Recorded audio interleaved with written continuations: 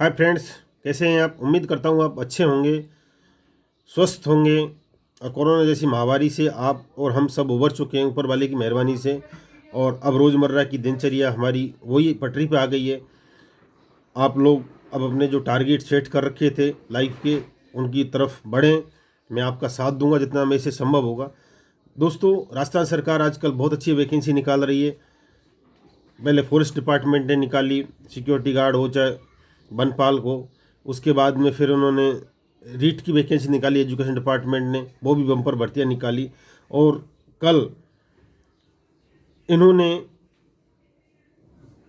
Sub inspector post के लिए 859 post vacancy निकाली है। सब इंस्पेक्टर पोस्ट पे 859 वैकेंसी निकाली है। पूर्व में इतनी वैकेंसी मैंने तो कभी नहीं देखी आज तक। बहुत बम्पर मेजर भर्तियां आई हैं। तो जो युवा जो ज़िंदगी में कुछ करना चाहते हैं, सपनों को साकार करना चाहते हैं, और जिनका दृष्टिकोण इस प्रकार का है कि जो गलत के साथ गलत और सही के साथ सही करना चाहते हैं, उनको इससे बढ़िया अपॉर्चुनिटी कुछ ज़िंदगी में कभी नहीं आएगी।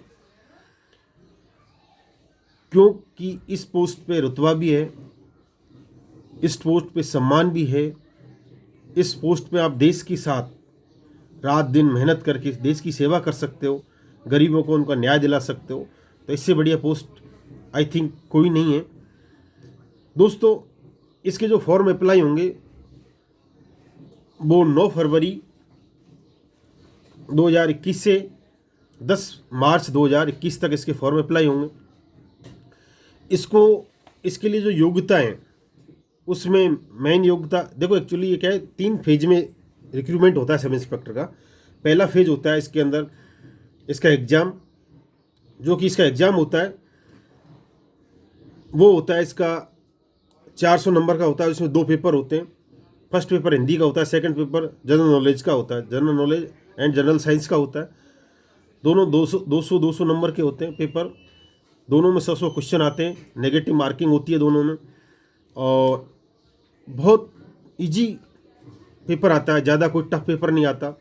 फर्स्ट पेपर होता है वो हिंदी का होता है। हिंदी में भी आप जो राजस्थान की नवीन व्याकरण आती है, रचना हिंदी, जो कि क्लास 9 से लेकर 12 तक चलती है राजस्थान बोर्ड में, उसको पढ़ ले, राघव प्रकाश पढ़ ले। 2 के अलावा किसी तीसरी चीज़ को पढ़ने की ज़रूरत नहीं है। कभी ज़िंदगी में कन्फ्यूज मत होना चाहो। इसके लिए ना कोई कहीं कोई कोचिंग जाने की ज़रूरत, ना कुछ करने की। सेल्फ स्टडी कर लो, अच्छे से डिस्कशन कर लो, आपका काम हो जाएगा। 200 नंबर में से लोगों के 192 तक नंबर आते हैं।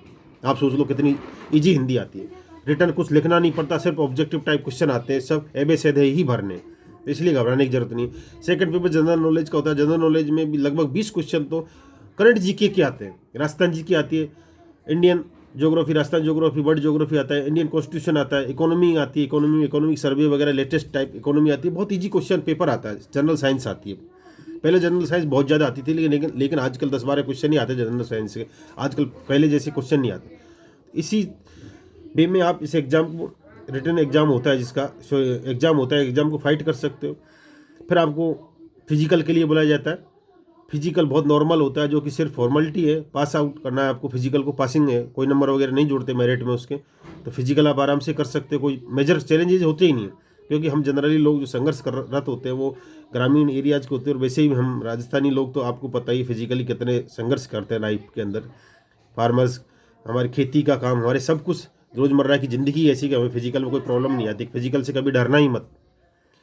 तीसरा फेज है इसका इंटरव्यू होता है। इंटरव्यू इसका 50 नंबर का होता है लगभग, आपको ही पता है, क्योंकि 12% के इंटरव्यू होते हैं। जो टोटल मार्किंग, अगर इसकी रिटर्न एग्जाम 400 का है तो 12% लगभग 50 नंबर के आसपास इंटरव्यू होता है। इंटरव्यू में अगर आपने रिटर्न में अच्छा स्कोर कर लिया तो इंटरव्यू में घबराने जैसी कोई बात नहीं। तो दोस्तों, अब बारी आपकी है कि आप कितनी मेहनत करते हो, अपने आप को कितना टाइम देते हो, कितना डेडिकेशन शो करते हो। अगर ज़िंदगी में कुछ करना है, ज़िंदगी में एक चमक धमक लेनी है, लोगों को लाइजन लेना है। देखो, जॉब बहुत पड़े, भी प्रैक्टिकल बात करता हूँ। पुलिस में पहले मैं भी रहा हुआ हूँ, लेकिन जो चीज़ आज मैं लेक्चरर होने के बाद भी मैं इस जॉब से संतुष्ट नहीं है। क्योंकि ठीक है, मैं कर रहा हूँ, सारे काम कर रहा हूँ, लेकिन वो लाइजन, वो चमक धमक वो नहीं है जो पुलिस के अंदर थी। नवाचार मिलता है, रोज़ नई नई चैलेंजेज आते हैं आपकी लाइफ में, नई नई प्रॉब्लम्स आती है, उनको फेस करना होता है। फिर उनको सीख के फिर आगे बढ़ने के लिए आगे नई चैलेंजेस फिर वापस आते हैं। तो मज़ा आता है ऐसे जॉब करने के लिए। जो ये ट्रेडिशनल जॉब नहीं है कि एक ही दिन आपने एक किया फिर उसके बाद छोड़ दिया, सारी ज़िंदगी एक ही जॉब में निकाल दी, वो चीज़ें नहीं है इसमें। तो इसलिए आप जी तोड़ के मेहनत करें, टाइम से फॉर्म अप्लाई कर दें। फॉर्म अप्लाई टाइम से करोगे, जहाँ आप सेंटर चाहोगे वो मिलेगा। अगर आपने लेट फॉर्म अप्लाई किया तो सेंटर फिर बाद में जहाँ चाहोगे उल्टा सीधा मिलता है। इसलिए आप सबसे पहले फॉर्म अप्लाई करें, सबसे सिलेबस निकालें, सिलेबस निकाल सिलेबस को देखें क्या क्या चीज़ें, उसके अकॉर्डिंग जितना हो सके ऑथेंटिक किताब मिलें। गाइडों पे भरोसा बिल्कुल ना करें। मैं तो कहता हूँ कोचिंग में बिल्कुल पैर ही मत देना, खुद पे भरोसा करना। आपसे बढ़िया कोई टीचर नहीं है, आपसे बढ़िया कोई स्टूडेंट नहीं है, आपसे बढ़िया कोई पेपर सेटर नहीं है, बशर्ते आप खुद में झाँकोगे। आप बहुत सुपर ब्रिलियंट हो। भगवान ने सबको 1400 ग्राम का माइंड दिया है, सबको वही इक्वल है। बस आपको उसको यूटिलाइज ही नहीं कर रहे हो, गलती इतनी। तो आप यूटिलाइज करें, आगे बढ़ें, मैं आपके साथ सपोर्ट करूँगा, मैं यहीं पे बैठा हूँ। प्लस मैंने जो आपको इसके बारे में थोड़ी सी एक चीज़ और बताना भूल गया, वो बता देता हूँ। जो इसमें उम्र है, एक 2022 को आप 20 साल के होने चाहिए, 25 साल से ज़्यादा नहीं होनी चाहिए जनरल वाइज के लिए।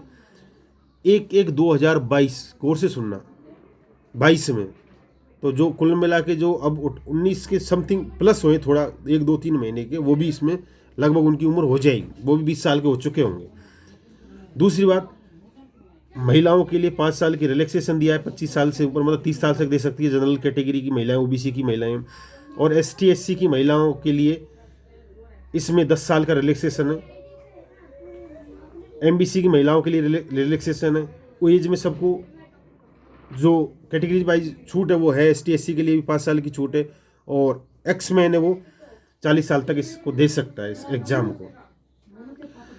अब बात आती है क्वालिफिकेशन क्या होनी चाहिए। क्वालिफिकेशन में सिंपल सी बात है, ग्रेजुएशन मांगते हैं, इससे ज़्यादा कुछ नहीं, ग्रेजुएशन होनी चाहिए। मानता हूँ कुछ किसी के पास ग्रेजुएशन नहीं है तो फाइनल ईयर 12 भी इसमें अंदर एग्जाम अपियर हो सकता है, दे सकता है, फॉर्म भर सकता है। लेकिन मेरा मानना है फाइनल नहीं, सेकेंड ईयर वाला भी भर सकता है, क्योंकि आपको जब आप इंटरव्यू पे जाते हो तब आपको डिग्री की ज़रूरत पड़ती है। इंटरव्यू के दिन, एग्जाम में आपको कोई डिग्री की ज़रूरत नहीं पड़ती है। आपकी उम्र उस टाइम 20 साल तक होनी चाहिए, तो इंटरव्यू डिग्री में चाहिएगी। डिग्री कब चाहिए आपको, जब इंटरव्यू जाओगे। इंटरव्यू में देखो कम से कम 5 से 6 महीने बाद तो ये एग्ज़ाम होगा, 3-4 महीने रिजल्ट आने में लग जाते हैं, फिर 4-5 महीने फिजिकल में लगते हैं, फिर 2-3-4 महीने इंटरव्यू में लगते हैं। तो कम से कम मेरा मानना है 18 महीने के आसपास इस एग्ज़ाम को ईमानदारी से सरकार कराएगी तो भी 18 महीने का प्रोसेस लग जाता है। तो 18 महीने तक आपके पास डिग्री आ चुकी होगी सबके पास में। इसलिए BA सेकेंड ईयर का भी बच्चा स्टूडेंट इस फॉर्म को भर सकता है, और फाइनल वाले तो भरें ही भरें। प्लस सब एज 21, उसको 1 जनवरी 2022 को आपकी 20 साल होनी चाहिए, 25 साल से अधिक नहीं होनी चाहिए। ऑल द बेस्ट दोस्तों, जय हिंद। और मैं आपकी मदद करता रहूँगा, और कोई प्रॉब्लम्स है, कोई जानना चाहते हैं तो आप कमेंट करके पूछ लें। जय हिंद, जय भारत।